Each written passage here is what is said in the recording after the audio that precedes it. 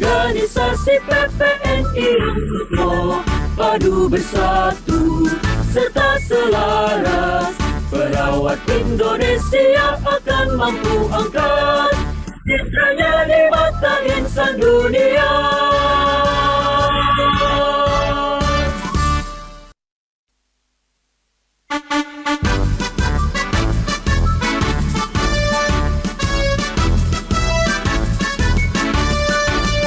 Persatuan Perawat Nasional Indonesia, wujud ikatan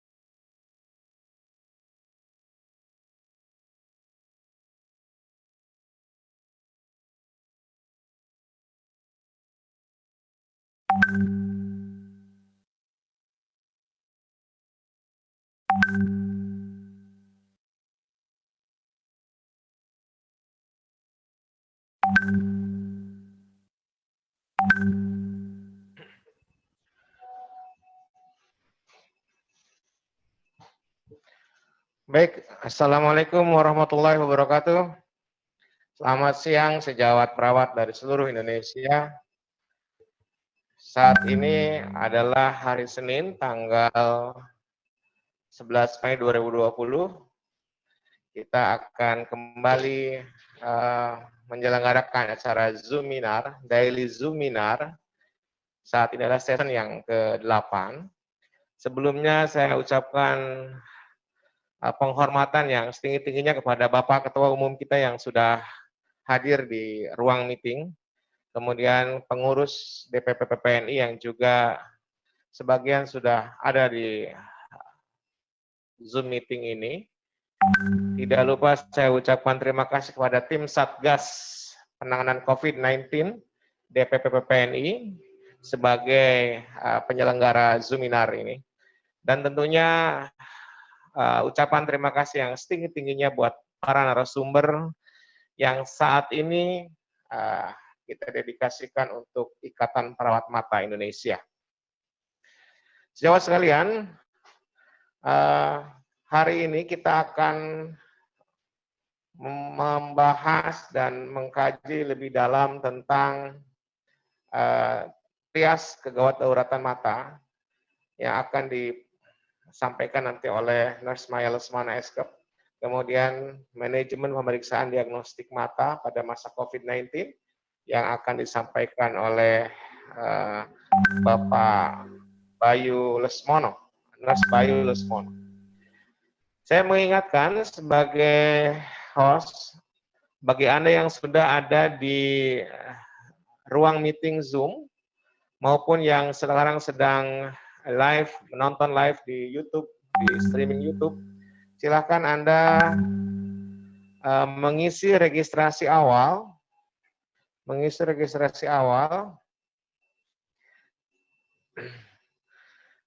yang linknya sudah bisa Anda saksikan di layar. Registrasi awal ini akan segera ditutup, ya, kurang lebih 30 menit sebelum Zoominar berakhir. Linknya Anda ketik ulang, kemudian Anda klik dan Anda mengisi data-data Anda sesuai dengan permintaan di form online. Acara hari ini yang pertama adalah ucapan selamat datang dari moderator, kemudian sambutan dari Ketua Umum DPP PPNI, kemudian materi pertama disampaikan oleh Nurse Maya Lesmana tentang trias kegawat dauratan mata pada masa COVID. Kemudian materi kedua dari Nurse Bayu Lesmono tentang manajemen pemeriksaan diagnostik mata pada masa COVID-19. Setelah itu kita akan berdiskusi bersama sambil peserta mengisi form evaluasi kehadiran. Seperti yang berlaku sebelumnya, bahwa form evaluasi kehadiran ini adalah dasar panitia memberikan sertifikat online kepada peserta. Oleh karena itu, saya harap semua peserta dari awal sampai akhir tetap mengikuti acara Zoominar ini, untuk kemudian nanti pada menjelang akhir sesi kita akan sama-sama mengisi form evaluasi kehadiran. Dan saya mengingatkan untuk semua peserta mohon menggunakan nama asli, tidak menggunakan nama samaran atau nama perangkat. Apabila peserta ada yang menggunakan nama samaran atau nama perangkat, maka panitia akan mengeluarkan peserta dari Zoom meeting dan akan digantikan oleh peserta dengan nama asli. Kemudian semua peserta harap untuk tidak menyalakan mikrofonnya dan videonya. Ya. Nanti ada session di mana semua mikrofon akan diaktifkan, terutama pada sesi tanya jawab.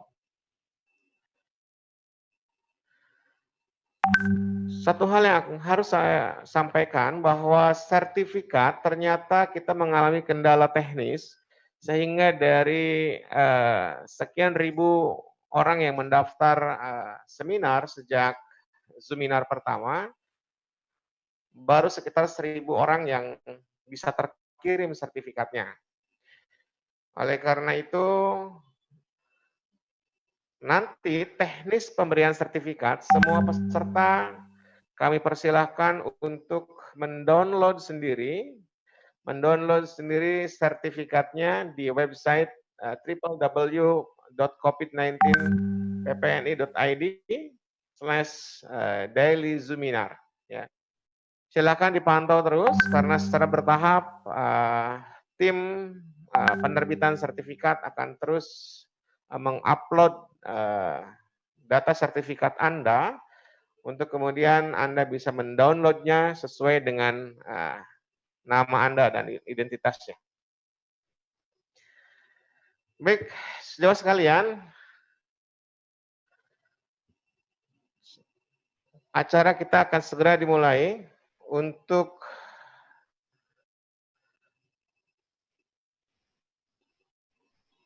acara pertama, kita sama-sama akan mendengarkan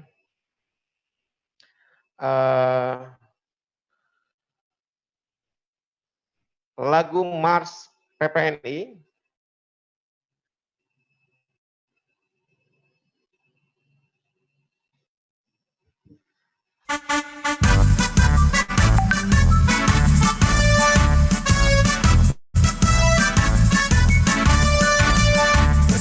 Persatuan Perawat Nasional Indonesia, wujud ikatan profesi perawatan, tempat membina dan mengembangkan kemampuan diri dalam membuktikan keberadaannya. Menapaklah dengan keyakinan lebih pasti, sejajar dalam abdikan diri, bangkit berdiri dan langkahkan kakimu itu, menatap hari esok penuh asa. Wahai perawat Indonesia, bangkitlah dan majulah untuk menolong sekalian yang menderita. Kuatkanlah pribadimu, tingkatkan pengetahuan untuk memberikan asuhan keperawatan. Kita melangkah untuk mengisi pembangunan bangsa negara Indonesia, untuk menghantarkan bangsa menuju sehat semua dengan semangat jiwa Pancasila. Maju perawat, majulah dalam kancah pembangunan, tunjukkanlah pada sekalian orang. Jadilah perawat model kesehatan bangsa kita, jadilah teladan dalam hidup sehat. Bangkitlah perawat seluruh Indonesia dalam mengemban citra profesi, menjunjung tinggi kode etik keperawatan, laksanakan panggilan tugas mulia, mencapai derajat kesehatan seoptimal mungkin bagi warga negara Indonesia. Sebagai bukti kiprahnya mahkota putih suci dalam mendukung pembangunan kesehatan, dengan organisasi PPNI yang kokoh, padu bersatu serta selaras, perawat Indonesia akan mampu angkat citranya di mata insan dunia.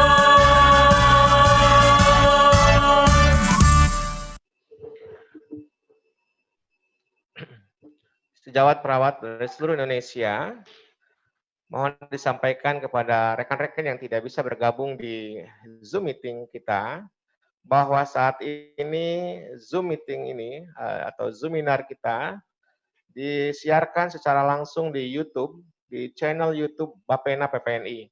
Oleh karena itu, sejawat semua yang nantinya menonton juga ikut memantau untuk mengisi link pendaftaran awal dan juga link evaluasi kehadiran. Sejawat semuanya, acara berikutnya adalah sambutan dari Bapak Ketua Umum, Bapak Hari Fadila, yang saat ini sudah ada bersama kita, dan setiap hari beliau secara mengagumkan bisa hadir mendampingi teman-teman di Zoominar. Dari Zoominar demi Zoominar dan tidak pernah absen sekalipun. Pak Ketua Umum, apa kabar Pak Ketua Umum? Baik, alhamdulillah. Pak Jajat. Baik, Pak Ketua Umum, waktu dan tempat kami persilakan. Baik, terima kasih Pak Jajat. Assalamualaikum warahmatullahi wabarakatuh. Selamat siang, selamat sore, salam sejahtera bagi kita semua. Om Swastiastu, Namo Buddhaya, salam kebajikan. Saya doakan semoga perawat Indonesia seluruhnya, baik yang sekarang ini di ruang meeting Zoom dan juga yang menonton di channel YouTube Bapena PPNI, dalam keadaan sehat walafiat dan semangat dalam menghadapi COVID ini. Teman-teman sekalian, saya ucapkan terima kasih kepada Satgas dan juga dedikasi untuk IKPAMI, Ikatan Perawat Mata Indonesia, sebagai ikatan himpunan di bawah PPNI, atas kesediaannya memberikan ilmu pada kita semua hari ini, yang mana terkait dengan perawat mata ini sangat penting hari ini kita coba dengarkan nanti. Karena apa? Karena COVID ini, menurut literatur yang kita baca dan beberapa pengalaman dari para petugas kesehatan, bahwa salah satu titik masuk atau port d'entry daripada virus ini adalah pada mukosa, salah satunya mukosa mata. Nah, karena itu saya kira menjadi penting kita mendengarkan seluruh materi yang ada tentu untuk meningkatkan pemahaman kita, pengetahuan kita, kompetensi kita, dan juga menjadi bahan kita untuk memberikan menyebarkan ilmu kita kepada orang lain, terutama lingkungan sekitarnya dan keluarga kita tentu saja, khusus terkait dengan mata sebagai salah satu titik masuk daripada virus COVID yang memang saat ini kita hadapi. Teman-teman semua, saya ucapkan terima kasih terutama kepada narasumber, ada dua Lesmono ini, Lesmana dan Lesmono, ya Mas Maya dan Bayu. Ya. Luar biasa ini, kebetulan atau tidak ini? Mudah-mudahan ini bukan kebetulan, tetapi memang kompeten untuk melaksanakan kegiatan seminar ini. Teman-teman semua, saya juga ingin informasikan update terhadap data pemantauan kita sampai dengan siang ini. Sahabat-sahabat kita perawat yang wafat itu cukup 19 orang ini sampai hari ini. Mudah-mudahan tidak ada lagi ke depan. Yang sembuh dari sakitnya COVID itu 4 orang. Yang sedang dirawat sekarang 69 orang. Dan yang dengan status PDP 48 orang. Dengan status ODP 614 orang. Serta yang positif itu adalah 53 orang. Dan yang OTG 93 orang. Jadi mudah-mudahan kita berdoa untuk sejawat kita yang wafat, mudah-mudahan beliau almarhumah husnul khotimah dan ditempatkan yang layak di sisinya. Bagi teman-teman kita yang sedang menderita sakit atau terpapar, mari kita doakan agar diangkat penyakitnya dan dapat kembali bekerja mengabdi seperti semula. Teman-teman perawat Indonesia yang saya banggakan, memang kita saat ini pada kondisi yang tidak menguntungkan, kondisi yang sulit dalam menghadapi wabah COVID ini. Tapi saya percaya dengan optimisme kita semua, dengan semangat kita semua, mari kita jaga kekompakan, kita jaga persatuan, dan kita selalu berpikir positif akan wabah ini cepat selesai dengan secepat-cepatnya, sehingga kita bisa melakukan urusan-urusan kita yang belum selesai dengan baik.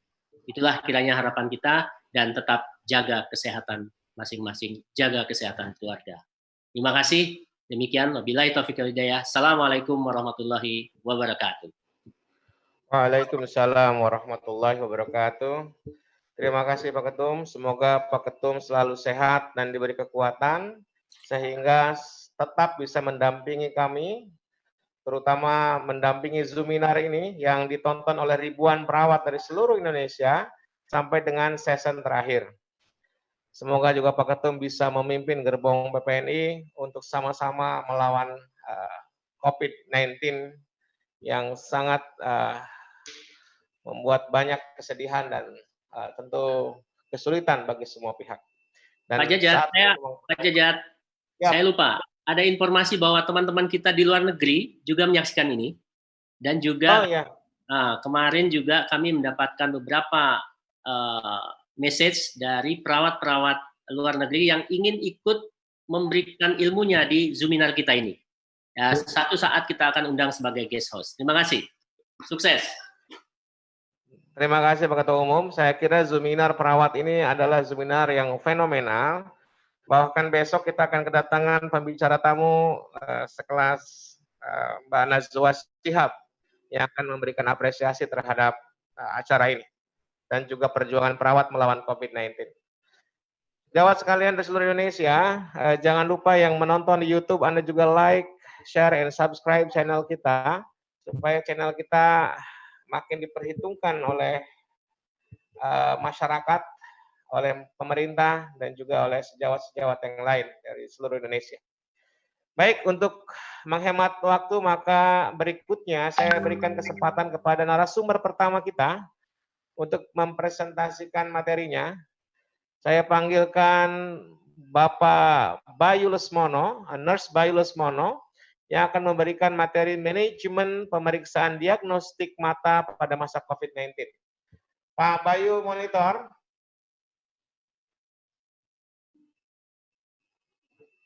Pak Bayu Lesmono.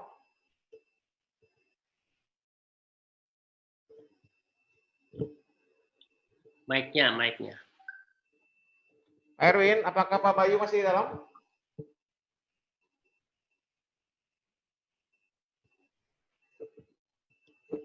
Ya, masih Pak. Sebentar, saya unmute dulu speakernya.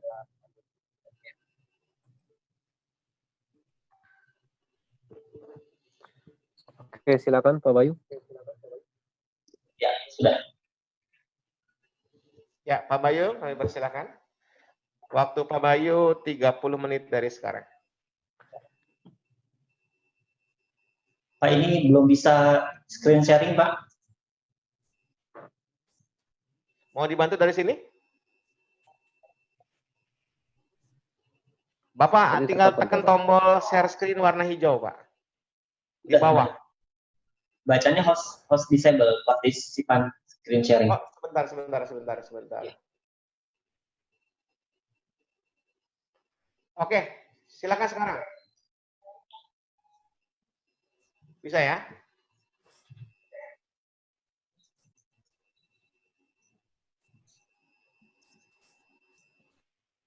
Ya, bismillahirrahmanirrahim. Assalamualaikum warahmatullahi wabarakatuh. Maaf, tolong di slide show, siang, Pak. salam sejahtera.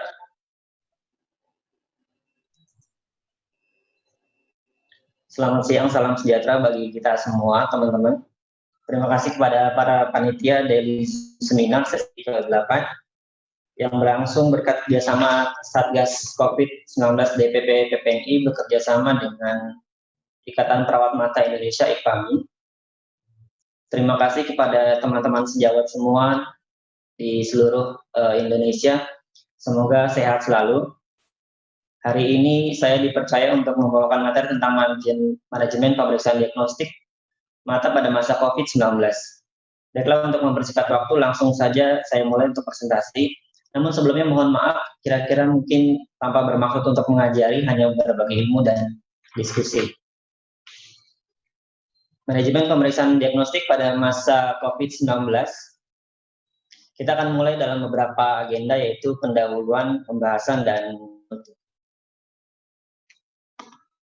pertama kali 31 Desember 2019 WHO China Country of kasus pneumonia yang tidak diketahui etiologi di kota Wuhan, Provinsi Hubei, China. 7 Januari 2020, China mengidentifikasi pneumonia yang tidak diketahui etiologinya tersebut sebagai jenis baru coronavirus. 2020 jadi pandemi global dan menjadi masalah kesehatan di beberapa negara di luar RRC. 30 Januari 2020, WHO menetapkan COVID-19 sebagai Public Health Emergency of International Concern. 12 Februari 2020, WHO resmi menetapkan penyakit coronavirus pada coronavirus disease COVID-19. 16 Februari 2020, secara global dilaporkan 51.000 kurang lebih dikonfirmasi di 25 negara kematian. Dan di Hospital China ini yang menarik bahwa riwayat penyakit mata termasuk konjungtivitis sekitar 33 orang, 6,18%, mata kering 4,4%, 62% dan katarak 1,69%, dan terakhir adalah retinopati diabetik.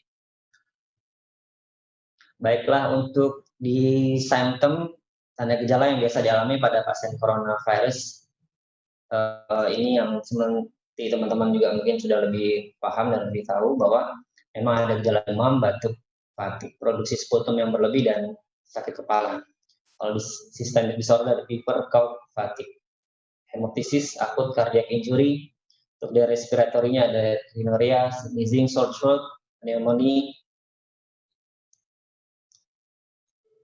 Pencegahan yang memang yang bisa dilakukan untuk WHO, mereka menegaskan yaitu proteksi dasar atau perlindungan yang sederhana, yaitu cuci tangan dengan rutin untuk alkohol dan sabun atau air.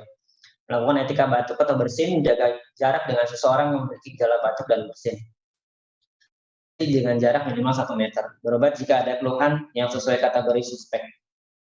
Berikut kami tampilkan alur di pemeriksaan mata rawat jalan, khususnya di rumah sakit kami, berdasarkan keputusan Satgas COVID-19. Di pasien kalau ada keluhan mata atau ingin berobat ke rumah sakit mata, dia akan melakukan screening suhu di security. Jika suhunya kurang dari 37,5 akan dilakukan checklist di bagian admission, baik 37,5 ataupun lebih dari 37,5. Sehingga teman-teman bisa lihat kalau ada skor rendah maka diberikan tanda nol screening, kemudian cuci tangan, masuk ke rumah sakit, pasien masuk IGD dan bertemu dokter spesialis mata. Kalau resiko tinggi akan masuk ke dalam IGD.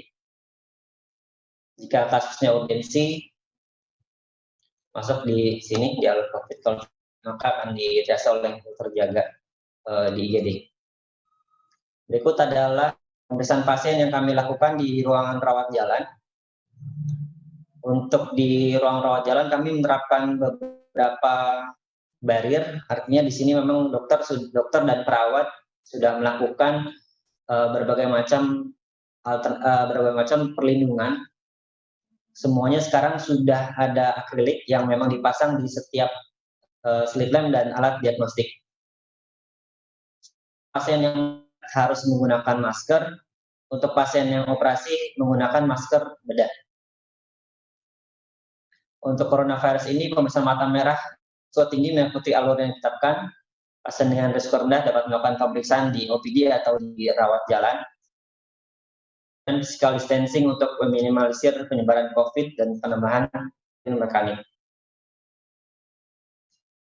Physical distancing terkait pemeriksaan mata dan diagnostik. Jadi untuk terkait coronavirus ini, kita ada penyesuaian layout ruang praktek dokter. Kemudian dalam kamar praktek dokter juga hanya ada satu bangku aja, jadi pengantar pun hanya satu. Dokter juga menyesuaikan posisi dari pasien sekitar 1-2 meter. Kursi kami kurangi, prosedur desinfeksi pada setiap alat-alat yang memang digunakan pada pasien.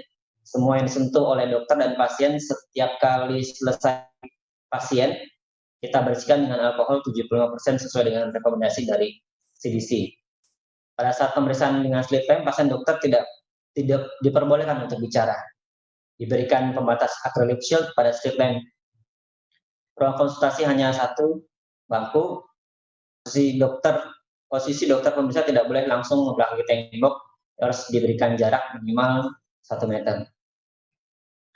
Ini untuk alur pasien mata merah, kurang lebih sama seperti yang di awal.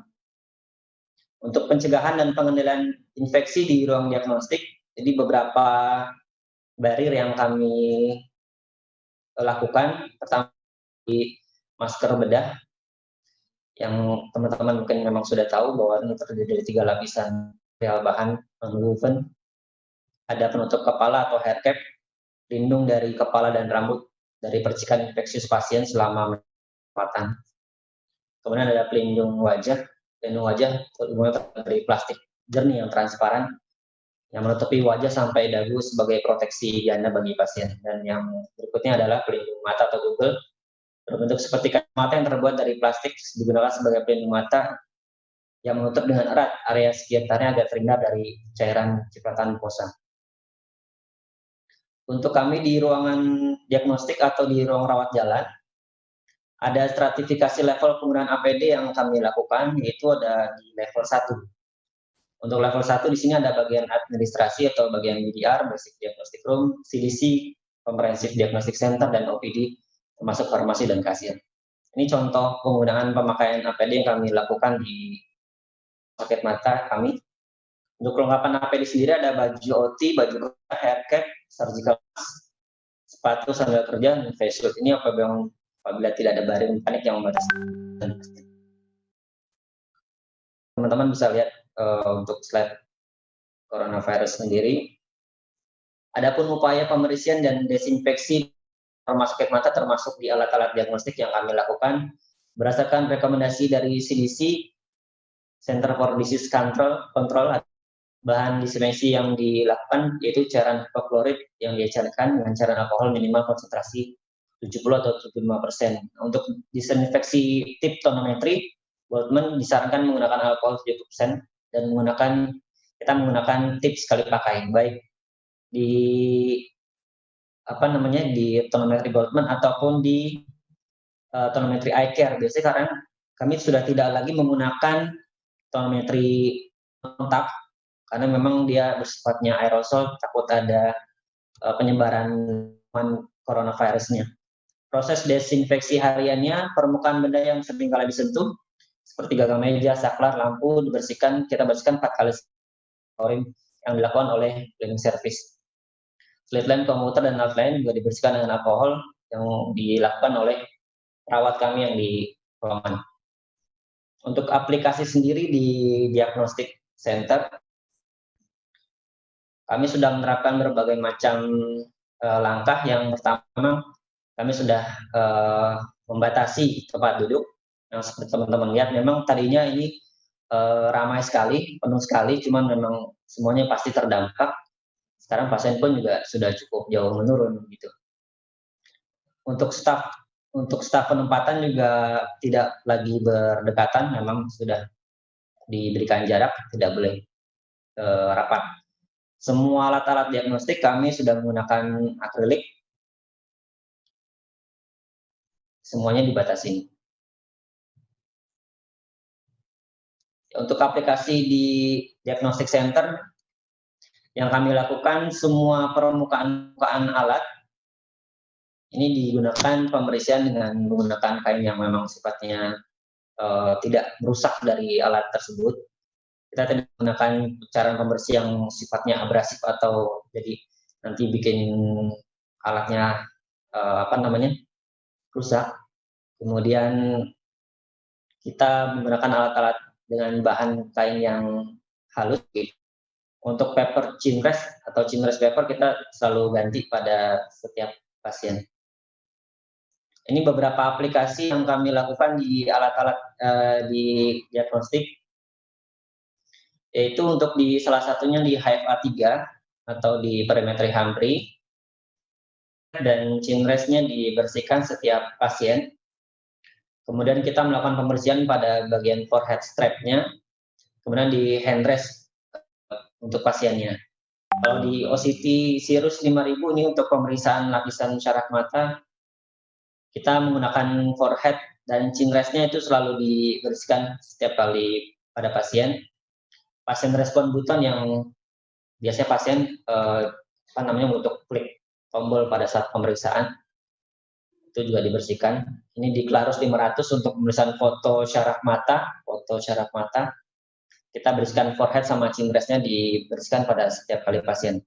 Visual check digunakan untuk pasien-pasien yang mengalami katarak sekunder atau PCO, dibersihkan pada setiap kali penggunaan pasien. Teman-teman sejawat sekalian, bahwa karena memang lagi berkurang sekali untuk pasiennya, jadi kami di rumah sakit juga tidak menunggu, artinya kita jemput pasien. Salah satunya kita punya layanan baru, yaitu teleoftalmologi, di mana di sini pasien tidak perlu datang untuk ke rumah sakit mata, terutama di Rumah Sakit Mata Jakarta Center. Ini adalah turunan dari telemedicine yang memang sudah diterapkan oleh pemerintah. Untuk teleoftalmologi ini memang tidak memberikan diagnosis yang pasti. Kemudian sangat dianjurkan untuk pasien-pasien yang lama yang memang sudah sering kontrol di Rumah Sakit Mata JIC. Kemudian kita lakukan pemeriksaan mata dasar yang berlangsung selama sesi teleoftalmologi ini berlangsung. Sesi teleoftalmologi ini berlangsung kurang lebih sekitar maksimal 20 menit. Kemudian di akhir atau di bawah, obat-obatan yang akan diantar oleh pasien ini akan diberikan melalui aplikasi online. Nanti pasien tidak perlu ke rumah sakit. Namun memang untuk pasien-pasien dengan kondisi yang katakanlah retina, kemudian ada masalah perdarahan pada retina, dokter juga tidak bisa melakukan pemeriksaan itu secara, jadi disarankan pada pasien-pasien yang memang benar kasusnya sudah cukup parah untuk segera datang ke dokter.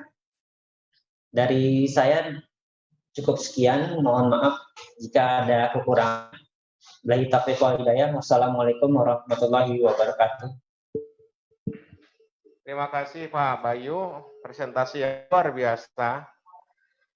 Untuk pertanyaan nanti kita tunda dulu. Kita lanjut ke pembicara kedua. Tapi sepertinya Pak Maya sudah keluar dari meeting room kita. Jadi nanti Pak Maya, kita akan video call.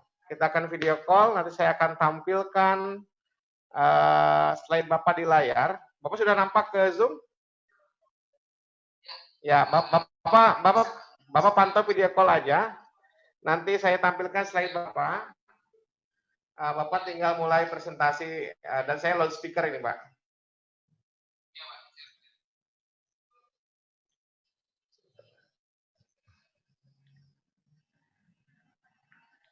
Mohon ditunggu sebentar, kita akan... Bapak materinya yang trias, betul? Iya Pak, yang triase gawat daruratan mata pada masa COVID. Ya. Yang tadi terakhir Pak Erwin Pak. Sudah tampil yang ini betul, Pak? Iya, betul Pak.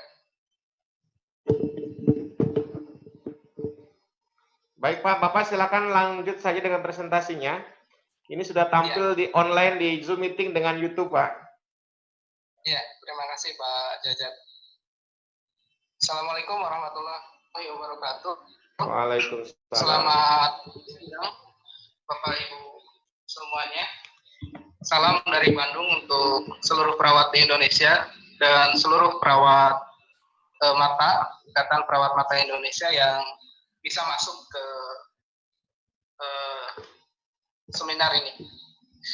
Sebelumnya memang agak sulit sekali masuk ke sini, bahkan saya juga tadi karena ada masalah di laptop, akhirnya keluar, kemudian coba masuk sangat susah, dan sekarang solusinya pakai video call. Baik, Bapak Ibu sekalian, saya di sini diminta untuk menyampaikan mengenai triase kegawat daruratan mata pada masa COVID. Nah, ini panduan pemberian pelayanan di bagian instalasi gawat darurat Pusat Pantauan Nasional Rumah Sakit Mata Cicendo Bandung selama pandemi COVID-19. Yang pertama, melakukan di fase bila tidak segera ditangani akan menimbulkan kematian. Jadi tidak semua pasien kita periksa seperti waktu ketika tidak kasus COVID. Jadi pada saat ini kita batasi pasien hanya pada kondisi-kondisi darurat saja. Ini juga sama dengan anjuran dari kami, sama juga dengan Persatuan Dokter Mata Indonesia ya. Juga sama dengan dan dia di rumah sakit lain, rumah sakit umum lainnya.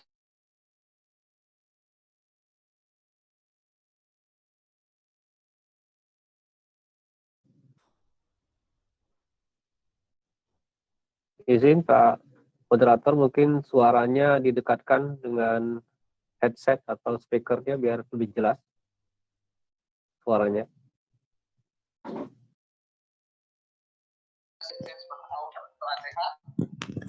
Negatif. Kondisi ini dapat dicapai dengan memasang filter HEPA. Nah, dalam rangka membatasi untuk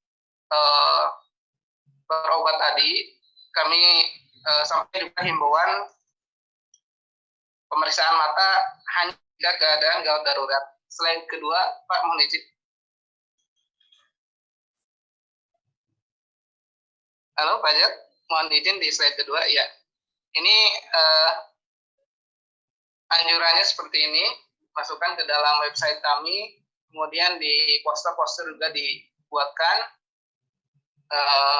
kondisi gawat darurat, baru datang ke rumah sakit mata. Misalkan buram mendadak, mata merah, trauma yang nanti jelas lagi di triase bahas yang berikutnya. Kemudian ini APD level 2, mata, kemudian penutup kepala, masker berbeda, sarung tangan, kemudian gaun. selanjutnya slide. Nah, ini yang tertulis di buku APD dari ya. Jadi ini untuk ruang IGD, kemudian triase. Jadi pasien yang ada gejala COVID dikasih masker, kemudian dijaga jarak 1 meter. Tapi karena kalau di pelaksananya kan kadang pasien juga tidak mengerti, kadang maskernya dibuka, kadang tempat duduk yang sudah kita pasang jarak 1 meter malah digeser lebih dekat begitu supaya lebih jelas suaranya atau apa. Nah, ini yang perlu kita ingatkan ke pasien. Slide selanjutnya, Pak. Ya. Ini slit lamp, jadi alat pemeriksaan mata untuk melihat segmen anterior. Jadi segmen anterior mata. Nah, ini tadinya nggak ada pelindung, yang di tengah itu yang mika yang transparan itu tadinya nggak ada. Nah, pada masa pada masa COVID ini dipasang mika itu untuk mencegah droplet ya. Dan memang dokter mata tidak dianjurkan untuk mengobrol pada saat pemeriksaan slit lamp. Kemudian pemeriksaan mata juga didisinfeksi alat-alat pemeriksaannya menggunakan etanol 75% atau hidrogen peroksida 3%. Ya, mohon dilanjut, Pak. Ya, ini denah ruang IGD Rumah Sakit Mata Cicendo. Jadi seperti yang tadi, jadi ruang triase untuk COVID dan non-COVID dipisah. Kemudian yang ditandai merah itu untuk ruang triase COVID. Kemudian yang ruang isolasinya di belakang, jalurnya lewat jalur luar. Mohon lanjut, Pak. Ya. Kemudian yang jadi pertanyaan kita adalah, apakah mata bisa menjadi jalan masuk infeksi COVID? Nah, ini saya baca beberapa jurnal dan surat edaran dari Perdami. Jadi katanya ini masih kontroversial, tapi bisa jadi iya katanya, walaupun memang angkanya masih sangat kecil. Di situ saya sebutkan beberapa penelitian. Penelitian terbesar melibatkan 109 pasien COVID, dan ini maksudnya terkonfirmasi COVID ya. Jadi dia sudah positif COVID. Dari 1009 itu hanya 9 orang yang memiliki injeksi konjungtiva. Jadi kemerahan di konjungtivanya. Ini hanya 0,8% kalau dipresentasikan. Kemudian penelitian selanjutnya melibatkan 30 pasien COVID-19, 1 pasien konjungtivitis, dan hasil PCR dari konjungtivanya positif untuk SARS-CoV. Kemudian selanjutnya, dari 63 pasien COVID, ada 3 pasien PCR konjungtiva positif, kemudian tidak ada konjungtivitis. Jadi dari beberapa penelitian itu, jadi sangat kecil pasien-pasien COVID yang ada keluhan mata begitu. Tapi mengingat konjungtiva dan kornea mengekspresikan reseptor angiotensin converting enzim 2 atau AC2, jadi dia merupakan reseptor target SARS-CoV. Jadi resiko transmisi ini yang melalui mata tidak bisa disingkirkan sepenuhnya. Maka tetap kita harus menggunakan pelindung.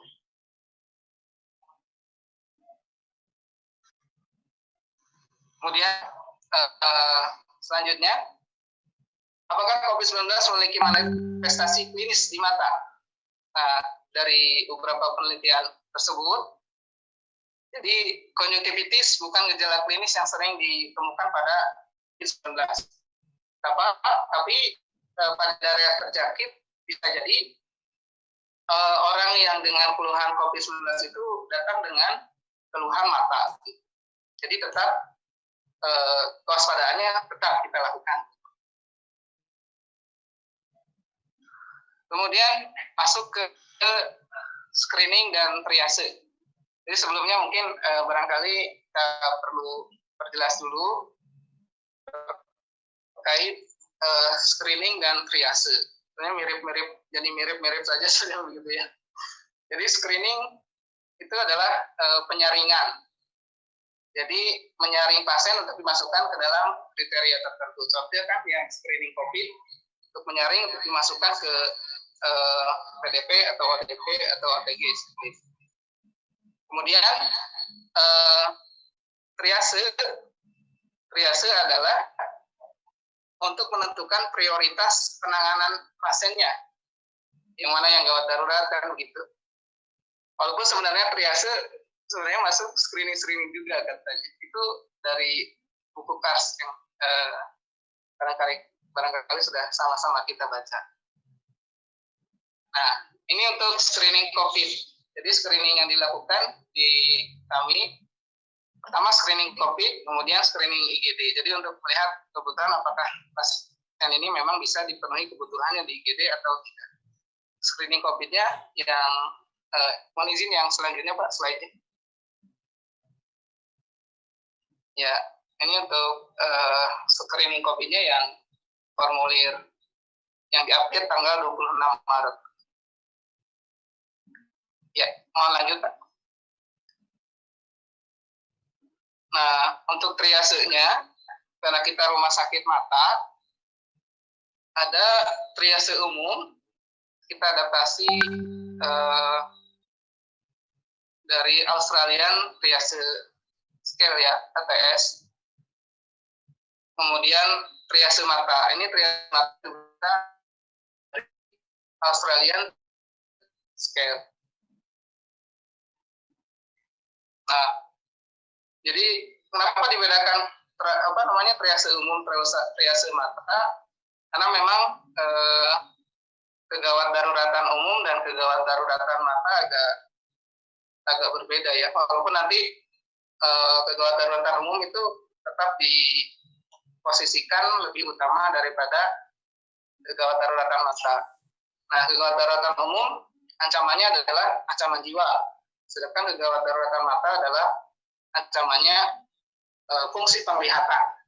Ya, mohon izin dilanjutkan slide-nya. Ya, slide selanjutnya.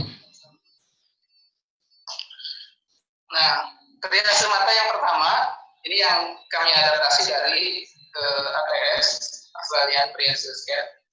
Yang pertama, kategori yang pertama adalah tetap kondisi yang mengancam jiwa. Jadi ini tetap diposisikan lebih atas dari kegawat daruratan mata yang lain. Makanya kalau misalkan pasien datang ke kami ke IGD Cicendo, kemudian ada head injury misalkan, maka yang lebih didahulukan adalah head injury-nya dulu. Sedangkan kalau matanya misalkan trauma gitu, atau misalkan edema di ininya, maka yang didahulukan adalah kondisi yang mengancam jiwanya dulu. Semacam misalkan stroke, pasien stroke, terus dia ada misalkan jatuh di WC, biasanya karena stroke, kemudian matanya terluka segala macam. Maka yang didahulukan adalah kondisi yang mengancam jiwanya dulu, stroke-nya dulu. Dan karena kami di sini dokter penyakit dalam tersedia, tapi hanya untuk membantu pada saat akan melakukan operasi. Jadi konsul tidak untuk perawatan yang lama. Jadi biasanya kami rujuk ke rumah sakit yang memiliki pelayanan untuk kebutuhan tersebut. Gitu. Mohon izin lanjut. Nah, kemudian masuk ke triase mata kategori 2. Jadi ini kategori yang paling berat untuk mata, begitu katakanlah begitu. Karena tadi yang pertamanya kan tetap yang umum ya. Jadi penilaian dan penanganan dalam 10 menit. Ancaman potensial terhadap fungsi mata atau kondisi visual yang memburuk. Apa saja yang termasuk ke sini? Kondisi saya masuk ke triase ini karena ini agak berbeda dengan triase umum. Yang pertama, luka bakar kimia, asam atau alkali. Nah, ini perlu tindakan segera oleh perawat. Makanya biasa dibantu daftar oleh keluarga atau satpam barangkali, jadi pasiennya langsung diirigasi. Jadi tidak menunggu dulu untuk isu segala macam, langsung diirigasi. Yang kedua trauma tembus. Jadi misalkan matanya kena pisau, kena gunting, atau kena susah sate, nanti kita lihat contoh di bawah. Kemudian hilang penglihatan tiba-tiba, ini biasanya terkait dengan CRAO, jadi cerebral artery occlusion. Biasanya jadi penglihatannya hilang tiba-tiba dalam artian bisa beberapa jam, bisa tadi pagi, misalkan, bisa tadi siang segala macam. Tapi tidak lebih lama dari 2 atau 3 hari. Biasanya penglihatannya turun sampai kurang dari 6/60. 6/60 itu jadi kita melihat hitungan jari pada jarak 6 meter. Ya, jadi kita melihat hitungan jari pada jarak 6 meter. Nah, kalau misalkan bisa melihat hitungan jari pada jarak 6 meter, 6/60. Kemudian yang selanjutnya, dari mata yang dirasa sangat berat, kemungkinan glaukom akut. Jadi misalkan pasiennya sampai muntah dan bisa tidur mengerang terus, kehilangan keseimbangan. Nah, ini hanya contohnya saja. Kami bahkan di Rumah Sakit Barkasi Cendo ini ada dibuatkan khusus untuk SK True Emergency yang mencakup sekitar 17 diagnosa mata. Nah, untuk melihat glaukom, jadi glaukom itu suatu sindrom yang terdiri dari beberapa gejala. Jadi ada peningkatan tekanan bola mata, kemudian ada penyempitan lapang pandang. Jadi seperti melihat di dalam gua atau terowongan gitu. Kemudian yang ketiganya ada kerusakan saraf di matanya. Jadi glaukom itu setidaknya ditandai oleh 3 tanda tadi, 3 sindrom tadi. Nah, untuk melihat glaukom itu bisa dikaji dengan beberapa. Untuk melihat tekanan bola mata bisa dilihat dengan beberapa cara. Yang pertama, kalau tidak ada alat, jadi kita bisa menggunakan palpasi. Jadi pasiennya disuruh merem, kemudian si perawat atau dokternya memposisikan si tangan di sini, kemudian ditekan tidak terlalu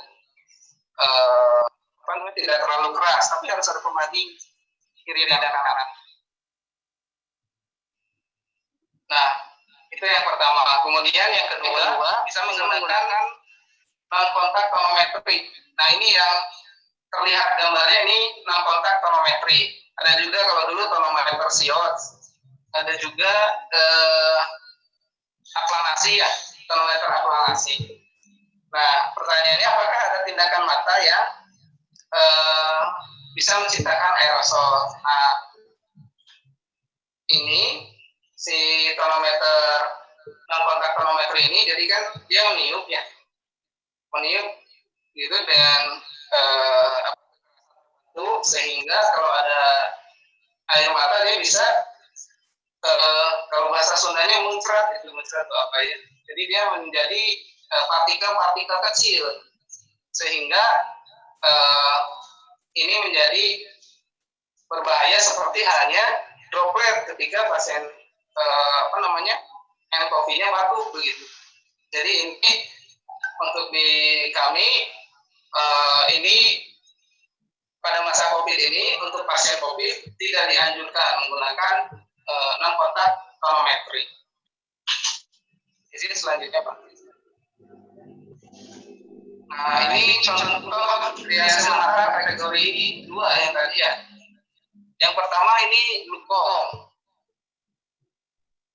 Jadi kalau pasiennya mengeluh sakit matanya berdenyut-denyut begitu, kemudian sakit kepala ke belakang, tidak bisa tidur, kemudian kita lihat di matanya seperti ini, seperti yang pertama ini, itu ada kemerahan di pandung pipa.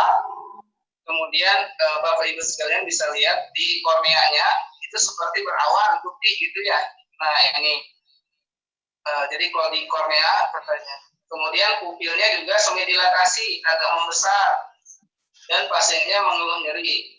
Jadi kita curiga mungkin pada saat triase, kelihatannya ini glukom. Pasiennya bilang saya muntah-muntah, saya tidak bisa tidur segala macamnya. Kita periksa tekanan bola matanya, pupil tinggi.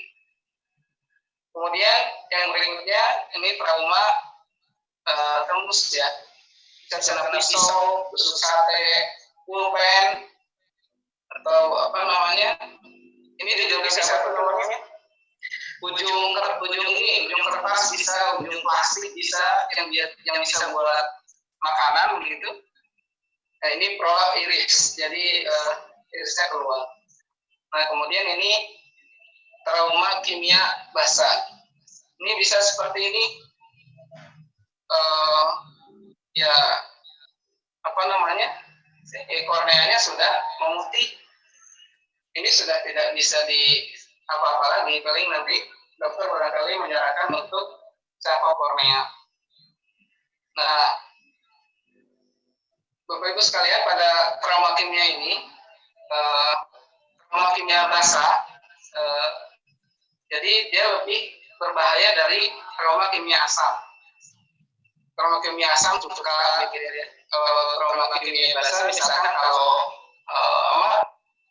ibu-ibu barangkali obat-obat kesakitan gitu. Kalau bapak-bapaknya misalkan ini alat-alat untuk poles mobil gitu, alat-alat untuk apa namanya, membersihkan rumah yang empel gitu, itu biasanya basah.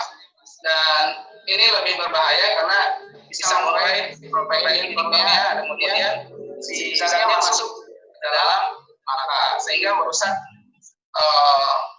bagian-bagian mata di dalam. Mohon izin dilanjutkan Pak. Ya, ini selanjutnya gambar pertama itu terkena kayu pancing, dan ini sering ini terjadi. Nah kemudian apa yang harus dilakukan? Ya kalau ada kejadian seperti ini kan jangan langsung dicabut ya. Jadi kita fiksasi dulu. Fiksasinya bagaimana? Lakukan saja dengan kapas atau kasa yang tidak terlalu menekan. Tapi usahakan si matanya tertutup. Jadi jangan sampai si korneanya kering. Jadi kita fiksasi. Kemudian pengambilannya di mana dilakukan di otak. Kemudian ini paku atau skrup ya. Saya pernah menemukan pasien yang lebih menyeramkan gitu.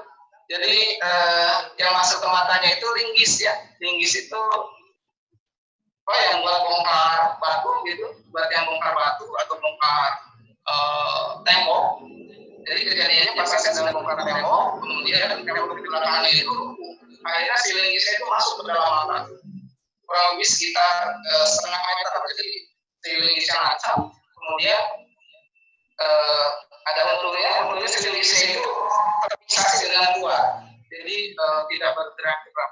Jadi akhirnya waktu itu operasinya di join antara dokter mata dengan dokter ensek. Ya, mohon izin dilanjutkan Pak. Kemudian yang selanjutnya triase kategori 3 untuk mata. Jadi penilaian dan penanganan dalam 30 menit. Jadi ini berpotensi untuk menimbulkan kerugian adverse outcome, ya hasil yang merugikan ya, atau untuk menghilangkan ketidaknyamanan atau distres yang berat. Contohnya hilang penglihatan. Kalau ini CRVO, jadi Central Retina Venocclusion. Kalau yang ini pena, yang tadi arteri. Arteri lebih parah atau lebih berbahaya atau lebih cepat menghilangkan penglihatannya, sedangkan ini pena derajatnya lebih rendah dari yang arteri tadi ya. Kemudian riwayat yang mengindikasikan luka tembus pada mata, misalkan gini, misalkan pasien datang, kemudian pasien mengatakan saya tertusuk pipi, tapi sudah seminggu yang lalu. Kemudian waktu kita lihat, misalkan di matanya itu sudah terepitelisasi, maka itu sudah lebih aman daripada luka tembus yang belum terepitelisasi. Maka kategorinya diposisikan lebih rendah dari kategori 2 yang tadi. Kemudian hipopion, jadi ada pus di kamera okuli anterior. Nanti kita lihat. Kemudian hifem, jadi hifem itu ada darah di COA. Jadi kamera okuli anterior ya, atau bilik mata depan. Ya, mau dilanjutkan slide-nya, Pak. Nah, ini contohnya. Yang pertama itu hipopion, ini yang pus ini menunjukkan sudah ada infeksi tingkat lanjut. Kemudian ini hifem. Jadi ada perdarahan di depan, di bilik mata depan. Ini biasanya kena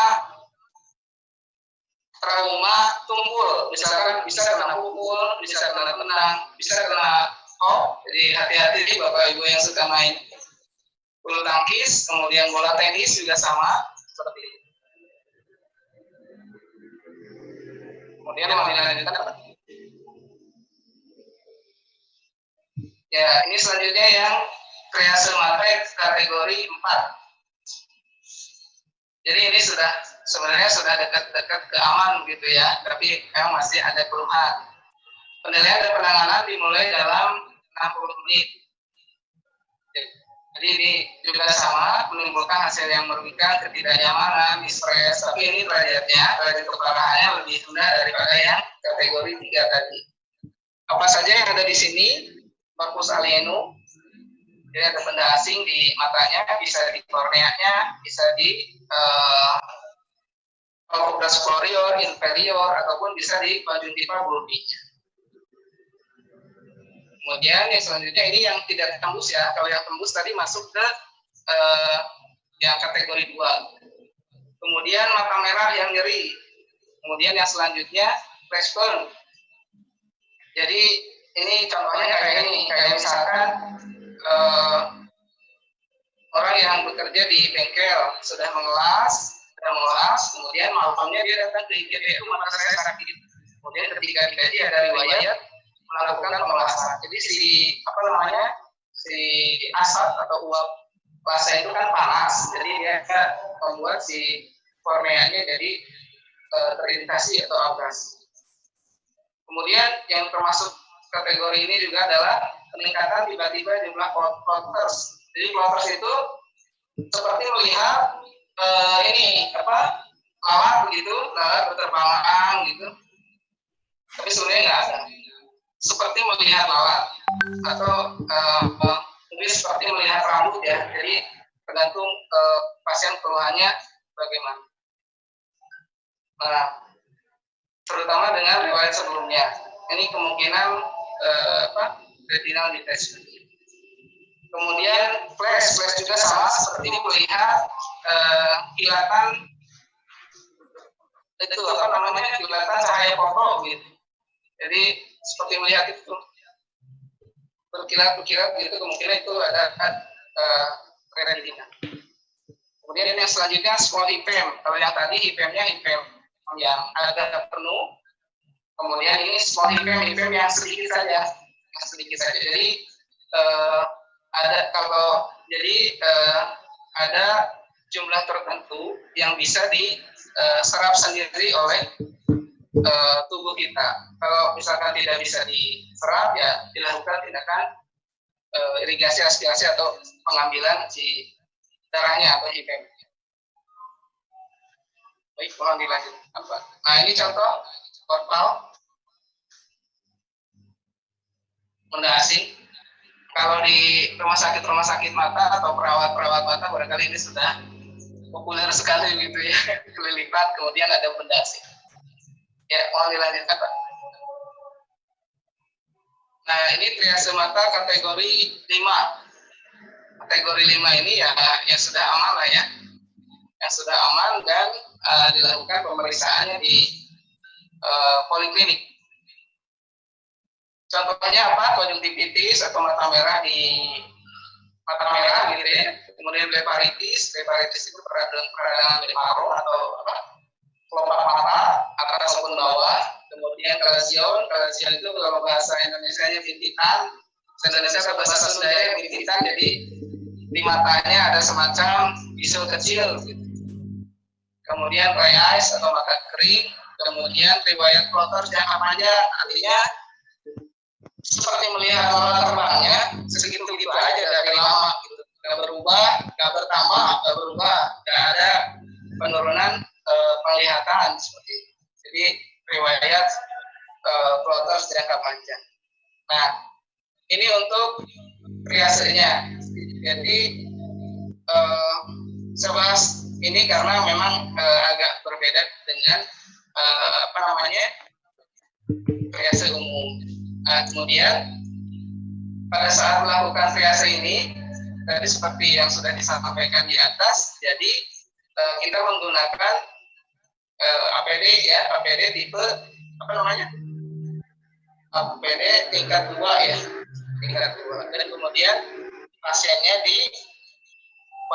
dikasih jarak sekitar 1 meter, kemudian dikasih masker bedah. Ya, yang selanjutnya.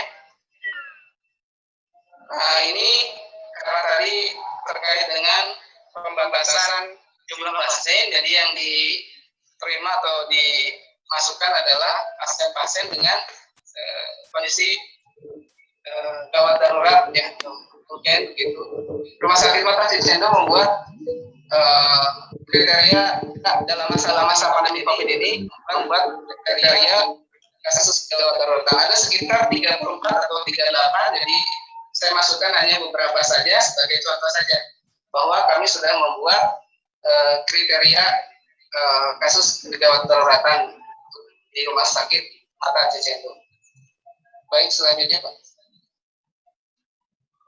Nah, ini alur untuk pasien operasi sito emergensi di PMN Rumah Sakit Mata Cicendo dalam situasi pandemi COVID.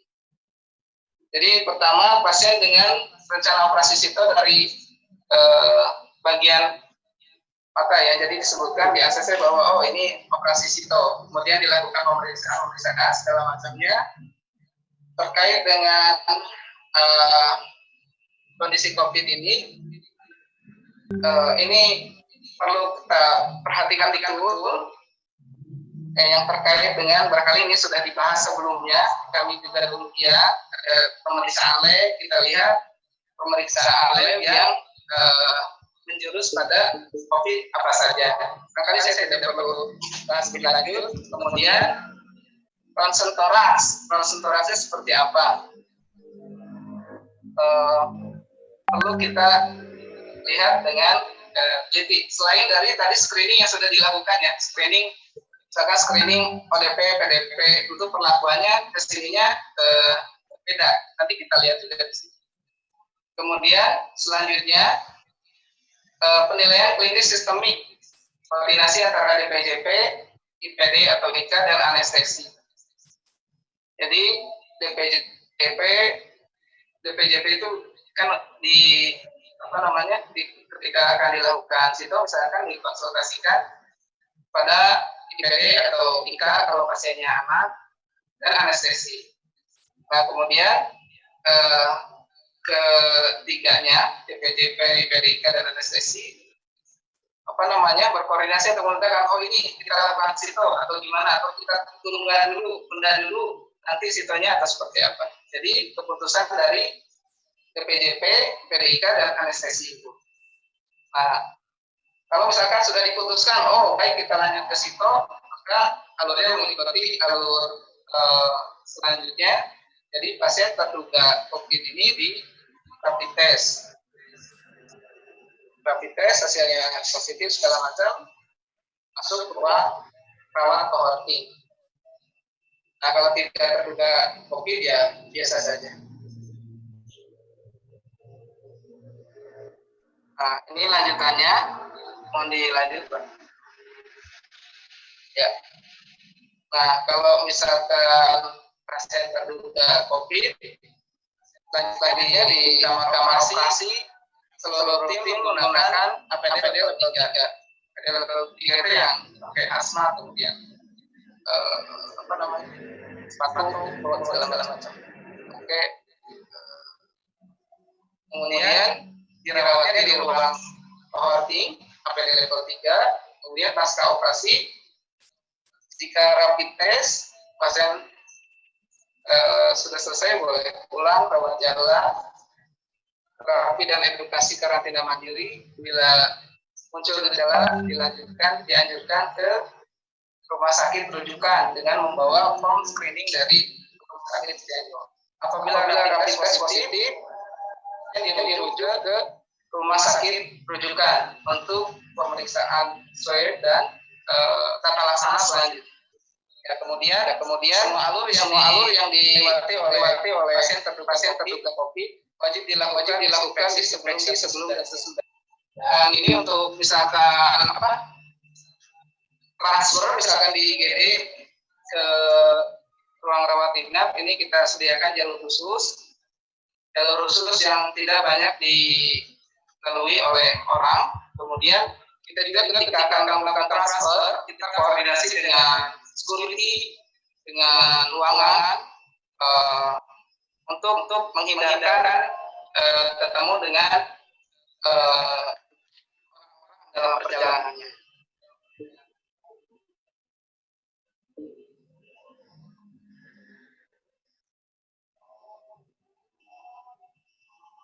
Ya, barangkali itu slide terakhir, Bapak Ibu. Jadi memang untuk dalam masa COVID ini, di rumah sakit kita juga tidak mau ya akhirnya tetap sama dengan rumah sakit umum waspadaannya kita waspada terhadap COVID, karena bagaimanapun pada masa sekarang ini di mana kalau di Bandung kata sudah jadi kita agak sulit melihat pasien ini positif atau tidak, seperti tadi yang disebutkan di atas. Jadi pasien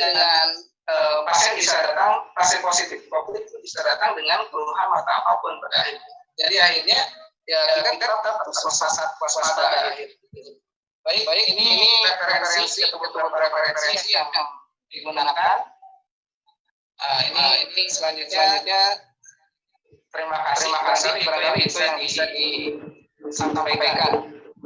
Barangkali itu. Terima kasih. Assalamualaikum warahmatullahi wabarakatuh. Baik, terima kasih Pak Maya.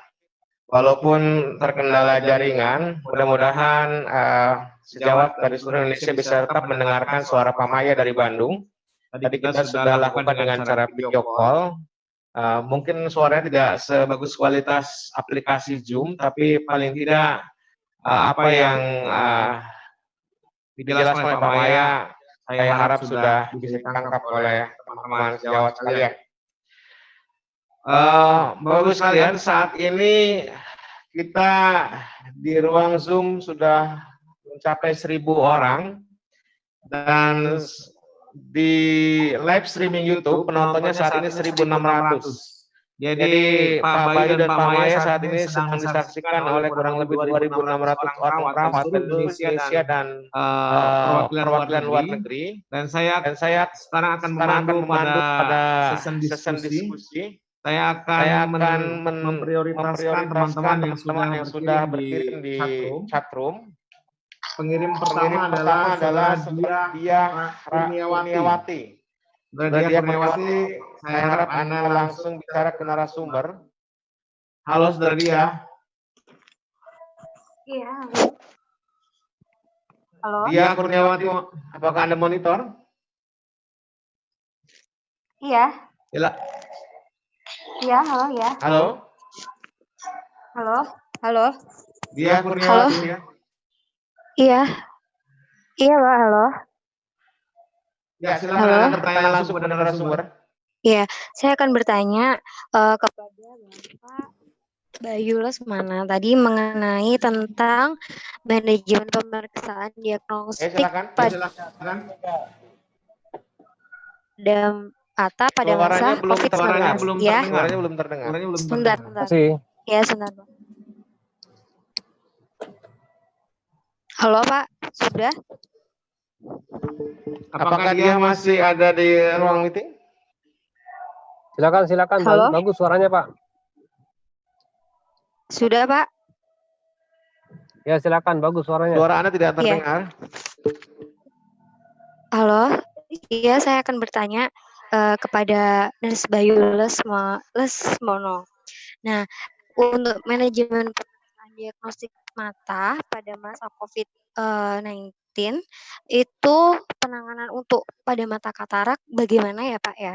Soalnya juga keluarga saya juga ada pasien dengan katarak tapi ditolak oleh pihak poliklinik seperti itu. Terima kasih.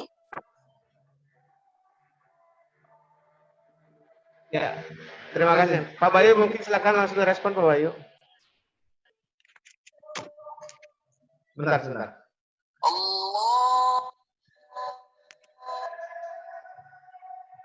Sebentar Pak Bayu.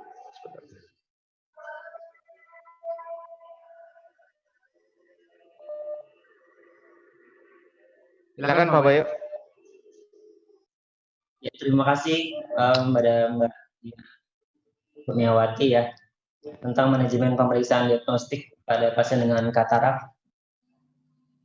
Mbak Dia, memang kalau untuk katarak ini bukan sebuah kondisi mata yang sifatnya urgensi atau harus disegerakan begitu. Pada dasarnya dokter mata mungkin akan memberikan advice atau memberikan saran bahwa jika memang bukan sebuah hal yang urgensi, maka sebaiknya untuk tindakan operasi katarak ini ditunda terlebih dahulu. Namun memang pada dasarnya kami di rumah sakit juga tidak melakukan penolakan terhadap pasien.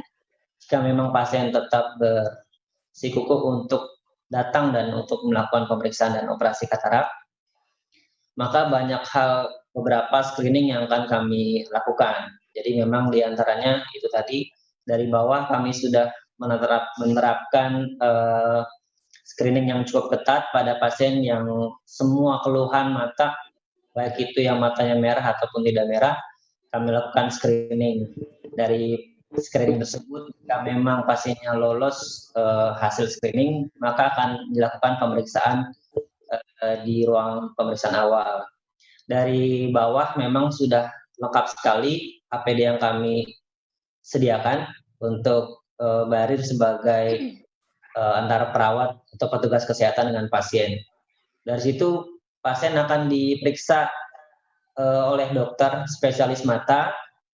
Jika memang sudah ditemukan kondisi katarak seperti yang tadi sudah saya bilang, si pasien dan dokter juga akan memberikan saran bahwa sebaiknya diundur dulu kalau memang tidak sifatnya urgensi. Jika memang pasien tetap mau, maka beliau akan melakukan pemeriksaan diagnostik untuk kataraknya. Pemeriksaan yang dilakukan meliputi pemeriksaan katarak ukur lensa, syaraf mata, dan retina. Itu untuk pemeriksaan dasarnya. Kemudian pada pasien-pasien yang melakukan operasi katarak, akan dilakukan pemeriksaan DPL atau darah lengkap. Kemudian juga akan kita pemeriksaan lakukan asesmen medis pratindakan. Untuk asesmen medis pratindakan bisa dilakukan oleh dokter umum atau juga dokter spesialis anestesi pada saat persiapan operasi saat berlangsung. Jika pasien nanti akan masuk rawat inap, maka pasien akan dilakukan pemeriksaan dengan ronsen. Nah, pada pasien-pasien yang memang ada yang tidak membutuhkan asesmen medis, jika pasien tersebut ada penyakit penyerta, misalnya ada penyakit hipertensi atau jantung, gula darah yang memang tidak terkontrol, maka akan direfer ke dokter penyakit dalam. Dari situ itu sebuah hal yang bisa bisa dibilang satu kesatuan seperti asesmen medis pratindakan. Jadi apa yang dilakukan oleh dokter internis itu merupakan persyaratan yang harus dilakukan saat pasien akan melakukan operasi katarak. Jika semuanya sudah siap, maka akan kami jadwalkan untuk operasi kataraknya. Kami berikan surat pengantar operasi dan pasien nanti datang pada saat jadwal yang telah ditentukan. Sebelum hari H, perawat akan melakukan checklist operasi, di mana di situ kita memberitahukan apa-apa yang mungkin belum ataupun mungkin ada yang perlu ditanya oleh pasien. Kami juga menginformasikan bahwa pasien pada saat kedatangan operasi harus menggunakan masker bedah.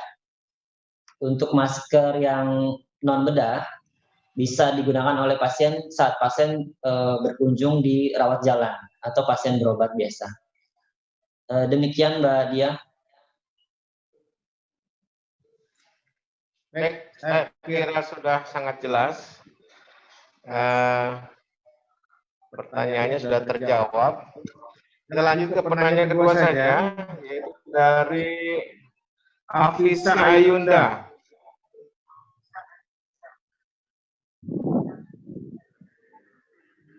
Halo. Ya, silakan Afisa Ayunda. Ya, assalamualaikum, selamat siang, bapak-bapak sekalian. Saya mau bertanya, nama saya Dari mana Pak Afisa? Iya, saya Afisa Ayunda Tionika dari RS Persahabatan, Pak. Jakarta ya? Iya. Itu juga Jadi, pertanyaannya. pertanyaan saya ajukan ke Pak Bayu. Jadi gini Pak, kalau misalkan pasien sudah terkonfirmasi bahwa dia menjadi relawan atau relawan dari donor mata, dan saat meninggalnya pasien tersebut terkonfirmasi 19 positif, donor mata tersebut bisa dilakukan. Sekian, terima kasih Pak. Silakan Pak Bayu dijawab. Ini pertanyaannya seputar donor mata Pak Bayu. Apakah pasien yang meninggal dengan COVID masih bisa dilanjutkan proses donor matanya? Pak Bayu monitor. Pak Bayu.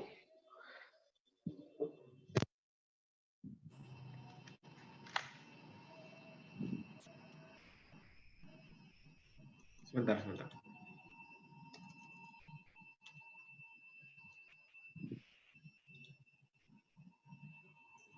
Maaf kurang jelas tadi.